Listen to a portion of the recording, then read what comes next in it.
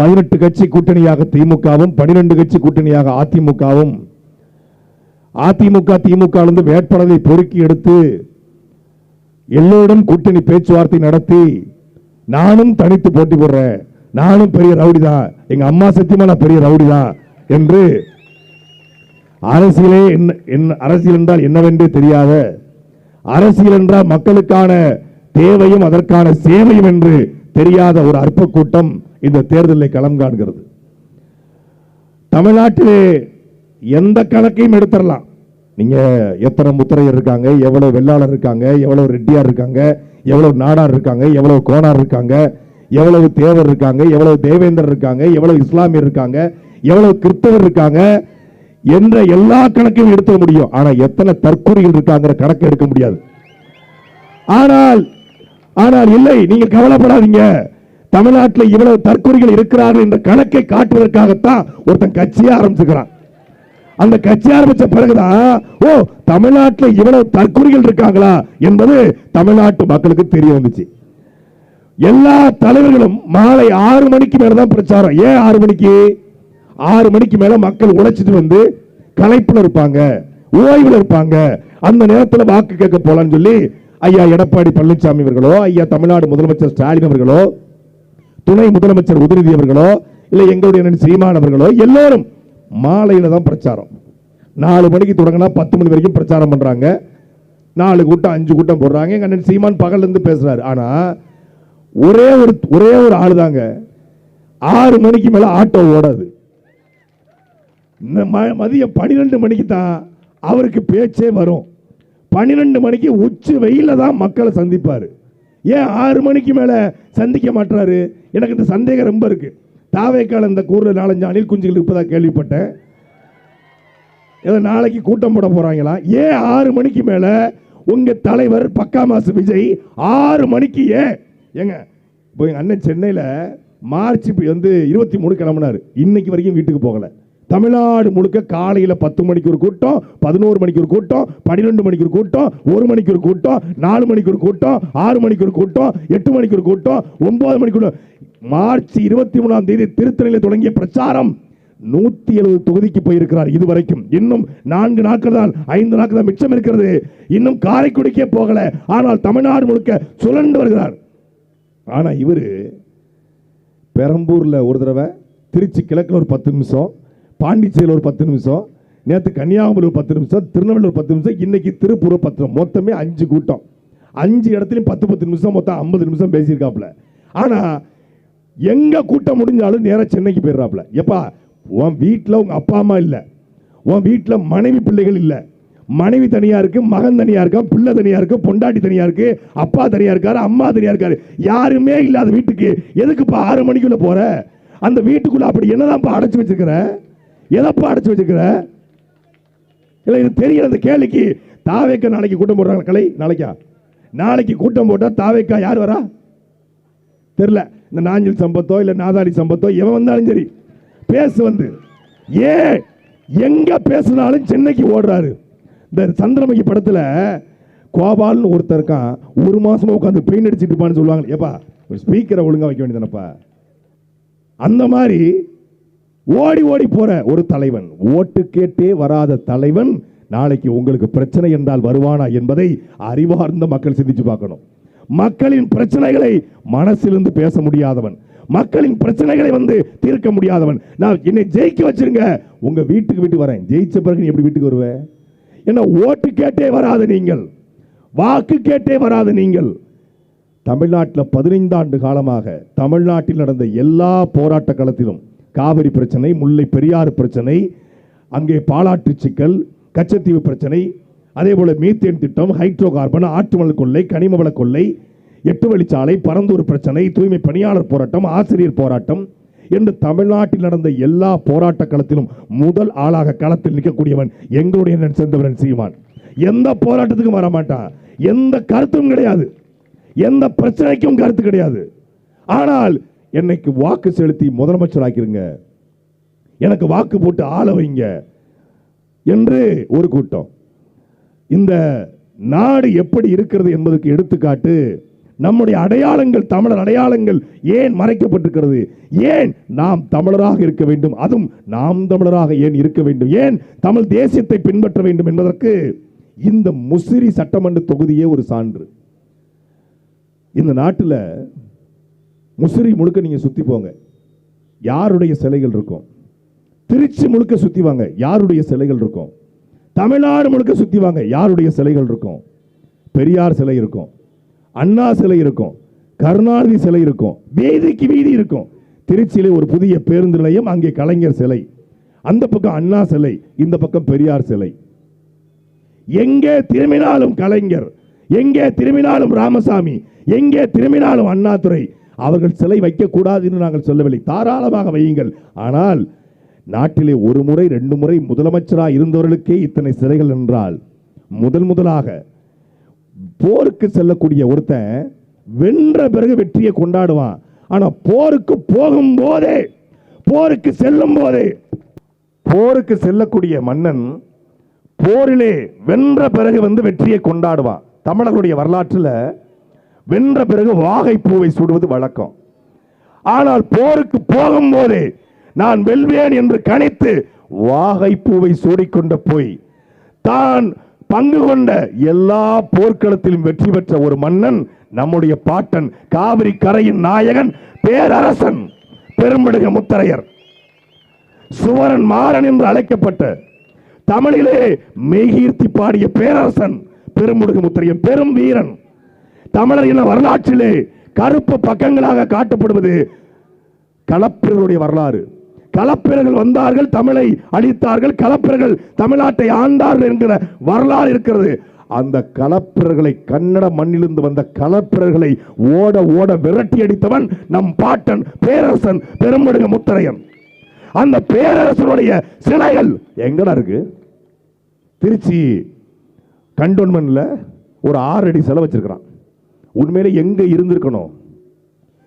ஒட்டுமொத்தமான திருச்சியினுடைய உயரமான சிலையாக பேரரசன் பெரும்படுக முத்தரையர் சிலைதான் இருந்திருக்கணும். ஏன் முசிறில புது பஸ் ஸ்டாண்டு கட்டினிய? புது பஸ் ஸ்டாண்டுக்கு பேரரசர் பெரும்படுக முத்தரையர் பேருந்து நிலையம் என்று வச்சா அந்த பஸ் ஸ்டாண்டு இடிஞ்சு விழுந்துருமா? திருச்சியில கட்ட புது பஸ் ஸ்டாண்டுக்கு என்ன மயத்துக்கடா கலைஞர் பஸ் ஸ்டாண்டு? கலைஞருக்கு திருச்சிக்கும் என்னடா சம்பந்தம்? பேரரசர் பெரும்படுக மன்னன் திருச்சியின் மன்னனா இல்ல கலைஞர் திருச்சியின் மன்னனா? கலைஞர் கருணாநிதி மயிர போகிற பேருந்து நிலையமா? பேரரசன் பெரும்படுக முத்தரையர் பேருந்து நிலையம் நாங்கள் ஆட்சிக்கு வந்தால் நிச்சயமா வைப்போம். கலைஞர் சிலை இருக்க இடத்துல பாகுபலி படத்தில் வருவது போல 100 அடியில வாளோடு எங்கள் பாட்டன் பேரரசன் பெரும்படுக முத்தரையர் சிலை இருக்கும். இது சத்தியம். சொல்லு. மண்ணுக்காக, மக்களுக்காக உழைத்தவர்களை விட்டுவிட்டு இன்னைக்கு சொல்றாரு விஜய், நான் எல்லாத்தையும் விட்டுட்டு வரேன், உங்களுக்காக வழி தாங்கி வர்றேன் அப்படின்னு சொல்றாரு. உண்மையிலே இந்த நிலத்துல யார் விட்டுட்டு வந்தா? யாருடைய சிலைகள் இருந்திருக்கணும்? 50 கிட்டத்தட்ட 120 ஆண்டுகளுக்கு முன்பாக இதே நிலத்துல வெள்ளக்காரன் விழும் பொழுது, வெள்ளக்காரனை எதிர்த்து பேசக்கூட முடியாத காலகட்டத்தில் வெள்ளக்காரனை விரட்டி அடிக்கணும்னா அவனுடைய பொருளாதாரத்தின் மீது கை வைக்க வேண்டும் என்று இந்தியாவிலேயே எந்த தலைவனுக்கும், எந்த புரட்சியாளருக்கும், எந்த போராளிக்கும் தோன்றாத ஒரு சிந்தனை. வெள்ளைக்காரனை எதிர்த்து மிகப்பெரிய கப்பல் நிறுவனத்தை ஆரம்பித்து, மிகப்பெரிய வழக்கறிஞர் குடும்பத்திலே தாத்தா வழக்கறிஞர், அப்பா வழக்கறிஞர், சித்தப்பா வழக்கறிஞர், அவரும் வழக்கறிஞர், 50,000 ரூபாய் சம்பளம் வாங்கக்கூடிய வழக்கறிஞர் குடும்பத்திலே பிறந்து மிகப்பெரிய தமிழ் பற்று, மொழிப்பற்றின் காரணமாக, இனப்பற்றின் காரணமாக, தேசிய பற்றின் காரணமாக வெள்ளைக்காரனை எதிர்த்து காலா லாவியாங்கிற 2 கப்பலை கட்டி கப்பலை ஓட்டினார் என்ற ஒரே ஒரு குற்றத்திற்காக கிட்டத்தட்ட 40 ஆண்டுகள் தண்டனை பெற்று கோவை சிறையிலே மாடு கூட இழுக்க திணறுகிற செக்கை இழுத்தானே எங்கள் பாட்டன் வ.உ. சிதம்பரம் பிள்ளை. செக்கிழுத்த செம்மல் கப்பலோட்டிய தமிழன் என்று அறியப்பட்டு இன்றைக்கு வரைக்கும் அவரை போல ஒரு தலைவன் தமிழர் நிலத்திலேயே பிறக்கல. சிறைக்கு போன பிறகு வழக்கறிஞர் உரிமம் பறிக்கப்படுகிறது. இன்னைக்கு நாம சாதாரண ஒரு போலீஸ் கேஸ் போட்டாலே பயந்து போயிருவாங்க. ஒரு போலீஸ் விசாரணை கூப்பிட்டா பயந்து போயிருவாங்க. எதுக்குப்பா நமக்கு வம்பு? எதுக்குப்பா திமுக வைத்து பேசுற? எதுக்குப்பா அதிமுக வைத்து பேசுற? எதுக்குப்பா போலீஸ்காரன் கூட வம்பு? எதுக்குப்பா எம்எல்ஏ கூட வம்பு? எதுக்குப்பா கவுன்சிலர் கூட வம்பு என்று பேசுவான். ஆனால் தன்னுடைய வழக்கறிஞர் உரிமம் பறிக்கப்பட்டுச்சு.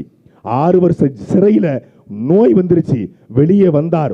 மிகப்பெரிய வசதியான குடும்பம், நடுத்தருவுக்கு வந்துருச்சு. சாகர காலத்துல மண்ணெண்ணெய் வித்து செத்து போன எங்கள் தாத்தன் வாவு சிதம்பரம் பிள்ளையை விட ஒருவன் இந்த நாட்டுக்காக இழந்திருக்கானா? அவருக்கு என்ன மரியாதை இருக்கிறது? முஸ்லிம் அவருக்கு சிலை இருக்கா? தொட்டியத்துல சிலை இருக்கா? திருச்சியில சிலை இருக்கா? ஏய், தமிழ்நாட்டுல தூத்துக்குடியை தாண்டி எங்கேயுமே இல்லை.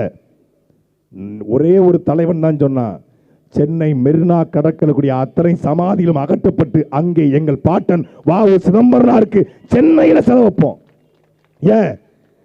கருணாநிதியை பார்த்தா நமக்கு என்ன தோணும்? எப்படி திருடலாம், எப்படி ஆத்து மண்ல கொள்ளையடிக்கலாம், எப்படி கமிஷன் வாங்கலாம், எப்படி கரப்ஷன் பண்ணலாம், எப்படி கலெக்ஷன் பண்ணலாம்னு தோணும். ரீவே ராமசாமியை பார்த்தா எப்படி பொய்யா சொல்றதுன்னு தோணும். ஆனால் வாவு சிதம்பரனாரிய சிலையை பார்த்தால் இளைய தலைமுறை படித்த பிள்ளைகள் குழந்தைகள் பார்த்தா இது நம்ம தாத்தா வெள்ளைக்காரன் எடுத்து கப்பலை விட்டாரு, நாட்டுக்காக சுதந்திரத்துக்காக போராடினாரு. இது அன்பிற்குரிய மக்கள் வெறுமனையா போராட மட்டும் செய்யல, மெய்யறம் மெய்யறிவு என்கிற திருக்குறளுக்கு இணையான 1700 நூல்களை 1700 குறள்களை திருக்குறளை போலவே சங்க இலக்கியங்களைப் போலவே மெய்யறம் மெய்யறிவு என்ற 1700 குறள்களை எழுதியவன் நம்முடைய பாட்டன் வாவு சிதம்பரம். மிகப்பெரிய தமிழ் அறிஞன், பேரறிஞன். இவன் சொல்றான் கருணாநிதி நாம் நடமாடுவிய ஆனவை அஞ்சுகம் பெற்ற குஞ்சுகம் அவர் பண்ண வாழும் வள்ளுவர்னா. அவருக்கெல்லாம் முன்னாடியே திருக்குறளை மொழிபெயர்த்தவர், திருக்குறளை மொழிபெயர்த்து தமிழுக்கு தந்தவர் நம்முடைய பாட்டன் வாவு சிதம்பரம். எத்தனை பேருக்கு தெரியும்? எத்தனை பேர் வரலாற படித்தோம்? வாவுசினா பிள்ளை மாதிரி நினைச்சிட்டு இருக்கான். இல்லை, அவர் பிள்ளை இல்லை, அது சாதி பிள்ளை இல்லை, அவள் தமிழ் பிள்ளை, தமிழ் தேசிய இனத்தின் பிள்ளை, அவர் தமிழ் இனத்தின் சொத்து. அவர் அப்படிப்பட்டவருடைய வரலாறு திட்டமிட்டு மறைக்கப்பட்டிருக்கிறது. நாட்டுக்காக கொடுத்தேன், நாட்டுக்காக கொடுத்தேன். காமராஜரை விட நாட்டுக்காக யாராவது கொடுத்துட்டீங்களா? முத்துராமலிங்க தேவரோட நாட்டுக்காக யாராவது கொடுத்துட்டீங்களா? மிகப்பெரிய செல்வந்தர் குடும்பம், பணக்கார குடும்பத்தில் பிறந்தாலும் ஒரு பெண் தன் மீது ஆசைப்பட்டு விட்டாள் என்பதற்காக மீசையே சாகும் வரை வைக்காத தலைவன் நம்முடைய தாத்தா முத்துராமலிங்க தேவர். அப்பேற்பட்ட தலைவர்கள் வாழ்ந்த இந்த நிலத்துல இன்னைக்கு ஒரு அடிப்படை வசதிகள் கூட இல்லை. முசிறி தொட்டிய பகுதிகளை அதிகமா வெற்றிலை, அதிகமாக இங்கே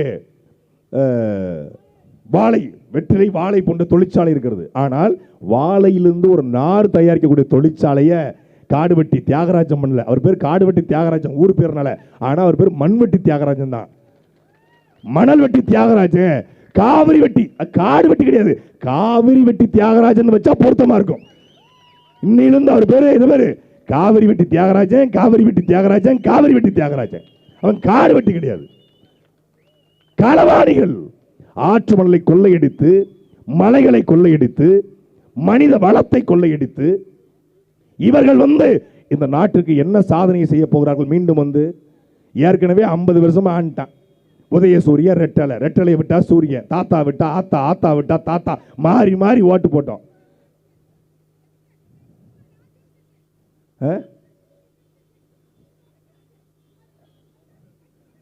வராது வராது, அதோட ஒழிச்சிருவான் ஒழிச்சிருவான்.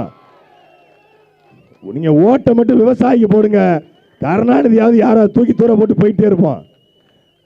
உங்களை போன்ற தாய்மார்களுடைய அன்பும் ஆதரவும் இருக்கும்போது நாம் மகிழ்ச்சியை எவனாலும் வீழ்த்த முடியாது.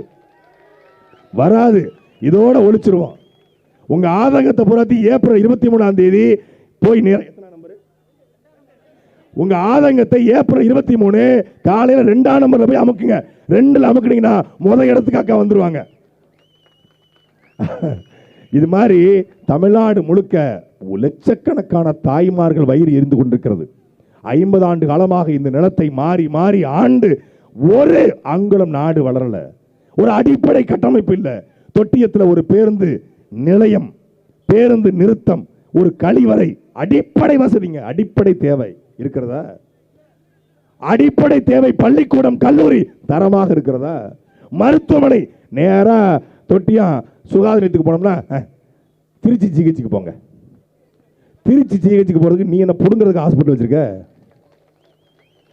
அங்க முஸ்லிம் அரசு மருத்துவமனைக்கு போனா சிகிச்சைக்கு போங்க. சிகிச்சைக்கு போறது தெரியாம இங்க வரோம். நாங்க எங்க பெரிய ஆஸ்பத்திரியில் பாருங்க. எதுக்கு இப்ப இந்த ஆஸ்பத்திரி இருக்கு? இது நாங்க எல்லாம் சேர்ந்து பல்லாங்குழி விளையாதுக்காக வச்சிருக்கோம். எல்லா ஊர்லயும் தான் பிரச்சனை. ஒரு மருத்துவமனையினுடைய தேவை. இதே துறையூர் பக்கத்துல ஒரு 3.5 வயசு குழந்தை 6 மணிக்கு உடம்பு சரியில்லாமல் போயிடுது, தூக்கி கொண்டு ஆரம்ப சுகாதார நிலையத்துக்கு ஓடுறாங்க.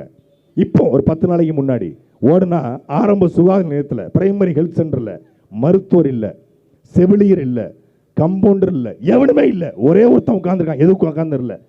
அங்கே போன அடிப்படை வசதி இல்லை. அந்த 4 வயது குழந்தை இறந்து போச்சு. அந்த தாய் வலியோடு சொல்றா, இதை நான் சொல்லக்கூடாது, ஆனால் சொல்றேன், என் குழந்தை மாதிரி இன்னொரு குழந்தை செத்துறக்கூடாது. தயவு செய்து இந்த ஆரம்ப சுகாதார நிலையங்களை மேம்படுத்துங்கள். ஆனால் இல்லம் தேடி மருத்துவத்துறைக்கு 20,000 கோடியை ஆண்டு ஒன்றுக்கு இந்த அரசு ஒதுக்குகிறது. ஆனால் அடிப்படை தேவை, ஒரு மனிதனுடைய அடிப்படை தேவையாக இருக்கக்கூடிய கல்வி, மருத்துவம், தூய குடிநீர், இந்த 3ஐயும் தர வேண்டியது அரசின் கடமை. இந்த 3ஐயும் தராம 8,000 ரூபாய்க்கு டோக்கன் தருவோம், நாங்கள் வந்தால் 2,000 ரூபாய்க்கு பெண்களுக்கு தருவோம், தாலிக்கு தங்கம் தருவோம், நாங்கள் வந்தால் ஃப்ரிட்ஜ் தருவோம், நாங்கள் வந்தால் கருணை தொகை தருவோம். இதில் விஜய்னா நான் 2,500 தருவேன், நான் வந்தால் 1 பவுன் தங்கம் தருவேன், காஞ்சி பட்டு புடவை தருவேன், பிறக்கிற ஒவ்வொரு பிள்ளைக்கும் நான் 1 கிராம் மோதிரம் போடுவேன். எப்படி போடுவீங்க? ஒரு பெண்ணுக்கு 2,500 ரூபாய் என்றால் தமிழ்நாடு முழுக்க 3 கோடி பெண்கள், கிட்டத்தட்ட நெருக்கி 7,500 கோடி ரூபாய். 7,500 கோடி ரூபாய் என்றால் ஆண்டு ஒன்றுக்கு 90,000 கோடி ரூபாய். 90,000 கோடி என்றால் 5 ஆண்டுக்கு 4,50,000 கோடி ரூபாய். 4,50,000 கோடியை எங்கிருந்து மரியாதைக்குரிய சகோதரர் பக்கா மாசு விஜய் கொடுப்பாரு? பனையூர் வீட்டை வித்து கொடுப்பாரா, இல்ல பட்டினப்பாக்கம் வீட்டை வித்து கொடுப்பாரா, இல்ல நடிச்சு கொடுப்பாரா, இல்ல யாரையாவது ஆட விட்டு கொடுப்பாரா, இல்ல தெரியல. எப்படி கொடுப்பீங்க? ஏண்டா வா விட்டு பிள்ளைக்கு பலன் வாங்கி கொடுக்க மக்கள் மானங்கட்ட பஞ்சாயத்தா ஆட்டக்காரிக்கு 500 ரூபாங்கிற மாதிரி கட்டிய மனைவி பெத்தெடுத்த பிள்ளை தரையில துடிச்சுக்கிட்டு இருக்கு. இந்த ஏப்ரல் 20ஆம் தேதி வந்தான் தெரியும், அந்த அம்மா வாயை திறந்தா தெரியும், சங்கீதா சகோதரி இவர் என்ன லட்சணம் வச்சிருக்கான்னு. இவர் நான் வழி தாங்கி வரேன், எல்லாத்தையும் விட்டுட்டு வரேன். திரிசாவையும் விட்டுட்டு வர்றியா? கேட்கிறேன் நான், எல்லாத்தையும் விட்டு வரேன். என்ன விட்டு வந்த நீ? கடை என்னடா விட்டு வந்தான்னு பார்த்தா பொண்டாட்டி விட்டு வந்திருக்காங்க. விட்டுட்டு வரேன். ஓ, இதைத்தான் விட்டு வந்தே நீ? தன்னுடைய குடும்பத்தையே காப்பாற்ற முடியாத நீங்கள் நாட்டை எப்படி காப்பாற்றுவீங்கன்னு நான் கேட்கல, தொட்டியத்தில் வாழ்ற மான தமிழன் கேட்கிறான். நேற்று கோவையில் பிரச்சாரம், தாவேக்காவோட ஒரு வேட்பாளர் போய் நிற்கிறாரு. அம்மா, தளபதி வந்தாருன்னா உங்களை நல்லா பார்த்துக்குவாருமா. எப்பா, குடும்பத்தையே பார்த்துக்கல, 1000 கிலோமீட்டருக்கு அந்த பிறகு என்னை எப்படிப்பா பார்ப்பாரு அப்படின்னு அந்த அம்மா செருப்பை கட்டி அடிக்குது.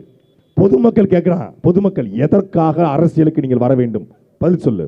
உன் கொள்கை என்ன தெரியாது, உன் கோட்பாடு என்ன தெரியாது, கடனை எப்படி அடைப்ப தெரியாது, தமிழ்நாட்டுடைய நலத்திட்டங்களை எப்படி செய்வாய் தெரியாது, டாஸ்மாக் ஆட்சியில் இருக்குமா இருக்காதா தெரியாது, கல்வியை எப்படி மேம்படுத்துவ தெரியாது, மருத்துவமனை எப்படி மேம்படுத்துவ தெரியாது, எதுவும் தெரியாது. ஆனால் முதலமைச்சர் ஆகணும்.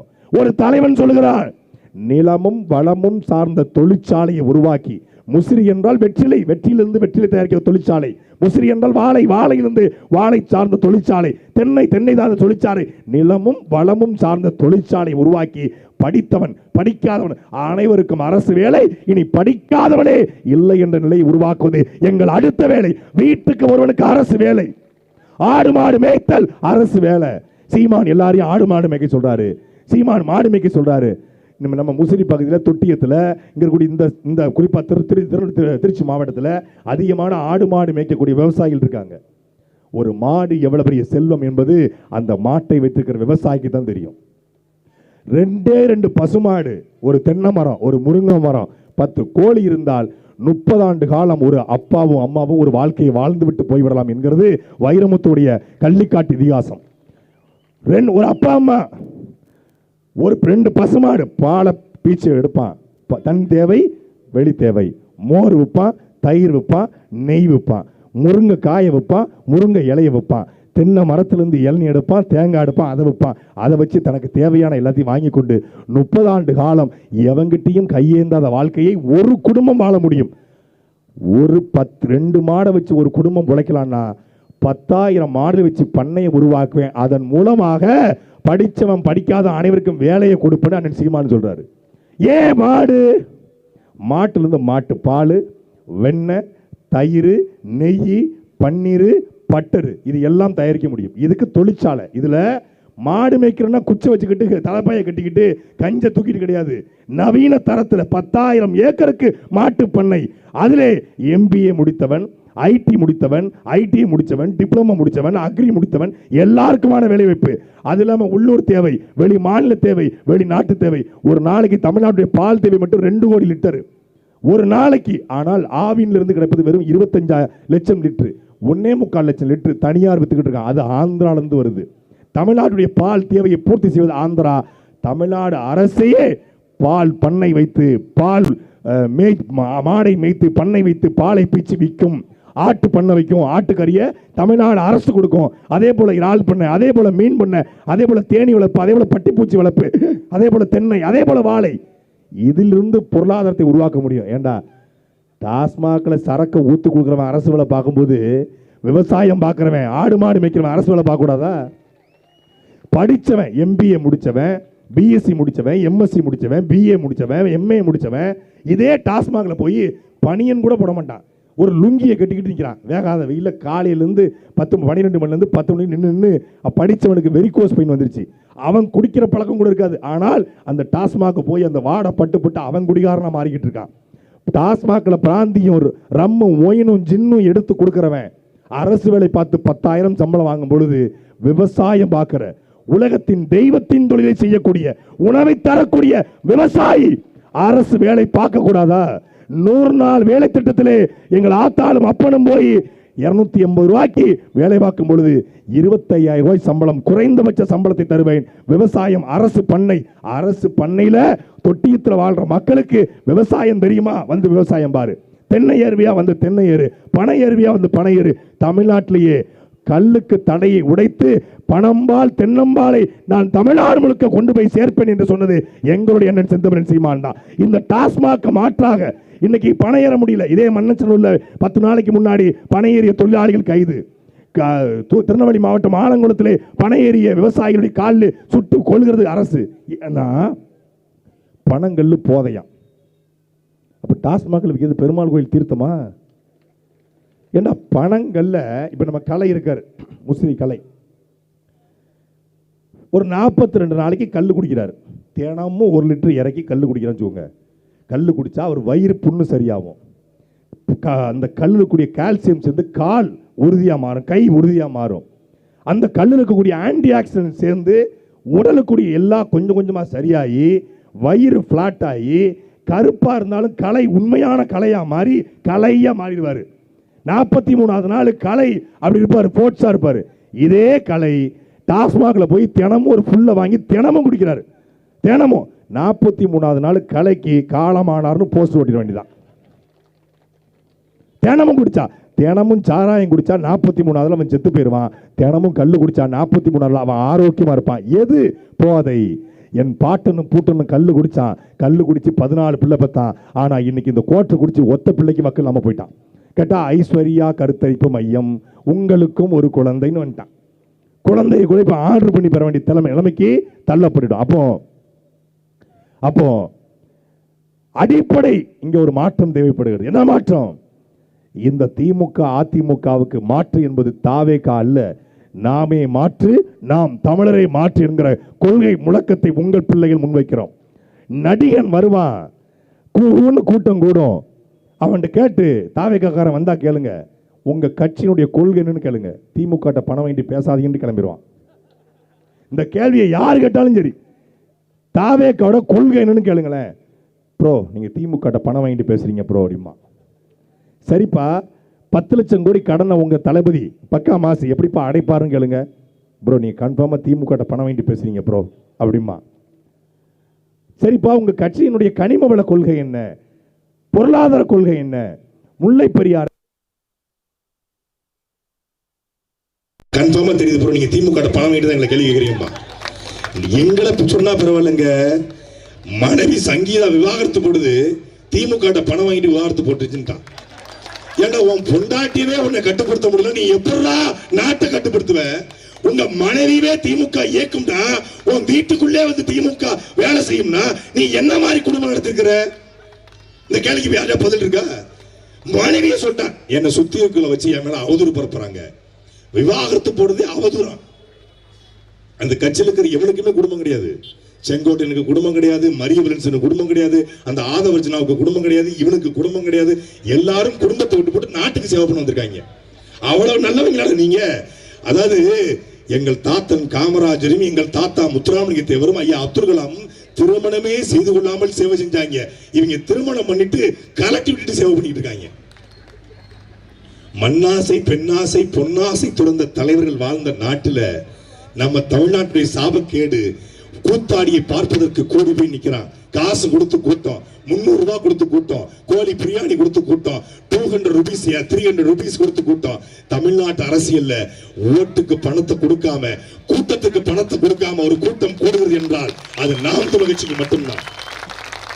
ஒரு செவ்வாய்க்கிழமை மாலையில இந்த தொட்டியத்துல இந்த தேர்தல் பரப்புரையில இவ்வளவு பெரிய கூட்டத்தை எவனாவது கூட்ட முடியுமா? நாம் தமிழர் கட்சியை தவிர எவனுக்கும் கூடாது. காசு கொடுத்தா கூடுவாங்க. காசு கொடுத்து ஒரே மாதிரி சேலையை வாங்கி ஈவினிங் பிரியாணியை கொடுத்து 300 ரூபாய் கொடுத்து பெண்களை உட்கார வைப்பான். டாடா ஏஸ்ல கொண்டு வந்து என்ன பேசுவாங்க? திமுக அதிமுகவை திட்டம், அதிமுக திமுகவை திட்டம். நாட்டுக்கு தேவையான எதை ஒன்றையும் இவர்கள் செய்ய போறதில்லை. எங்களுடைய நோக்கம் என்பது இவர்களுடைய விமர்சனங்கள் எல்லாம் தாண்டி இந்த நிலத்தை எப்படியாவது வளப்படுத்தணும். எங்கள் காவிரி ஆறு கொஞ்சம் கொஞ்சமாக செத்துக் கொண்டிருக்கிறது. 1000 5000 ஆண்டுக்கு முன்பு என் முன்னோர்கள் செழித்து விளையாடிய காவிரி ஆறு இன்னைக்கு வரும்போது பார்த்தா ஆத்துக்குள்ள அங்கங்க ரேகையா ஓடுது, கை ரேகை மாதிரி. ஆத்து மணலா பூரா அள்ளி தின்னுட்டான். ஆத்துக்குள்ள அங்கங்க குடியா கிடக்குது. ஒரு ஆத்துக்குள்ள கருவேல மரம் முளைக்குதுன்னா அந்த ஆறு செத்து கொண்டிருக்குதுன்னு அர்த்தம். ஆறை மொத்தமாக வாரி சுருட்டா. மீண்டும் இவர்கள் அதிகாரத்துக்கு வந்தால் காவிரி உங்களுக்கு தெரிஞ்சிருக்கும், என்னை விட உங்களுக்கு அதிகமா தெரிஞ்சிருக்கும். ஒரு 30 ஆண்டுக்கு இந்த காவிரி எவ்வளவு நீளமாக இருந்தது, இப்போது எவ்வளவு சுருங்கி இருக்கிறது. ஆறு சுருங்கிருச்சு. காவிரி ஆறு ஓடக்கூடிய பகுதியாக இருந்தாலும் இங்க வாய்க்கால தண்ணி இல்ல. மனசாட்சி தொட்டு சொல்லுங்க. திமுகவோட எம்எல்ஏவோ, இதுக்கு முன்னாடி இந்த செல்வராஜோ, அதுக்கு முன்னாடி இந்த சிவபதியோ, இல்ல அதுக்கு முன்னாடி இந்த செல்வராஜோ, இப்ப இருக்கிற மரியாதைக்குரிய அண்ணன் காடுபட்டி தியாகராஜனோ ஒரு ஏரி குளத்தை தூர்வாரி இருப்பார்களா? ஒரு ஏரி குளம். இந்த முசிறி தொட்டியம் பகுதியில எத்தனை குளம், எத்தனை குட்டை, எத்தனை கம்மா, எத்தனை ஏரி இருக்கிறது? எல்லாம் தூந்து கிடக்கிறது. ஏண்டா ஒரு சுடுகாட்டுல இருக்கிற குப்பையை கூட அள்ள முடியாத பரதேசிகளா நாட்டை எப்படா சுத்தப்படுத்துவீங்க? சுடுகாடு எப்படி கிடக்கு? சுடுகாடு புதர்மண்டி கிடக்கு, குளம் புதர்மண்டி கிடக்கு, ஆறு புதர்மண்டி கிடக்கு. ஏன் இந்த ஆட்சி புதர்மண்டி கிடக்கிறது?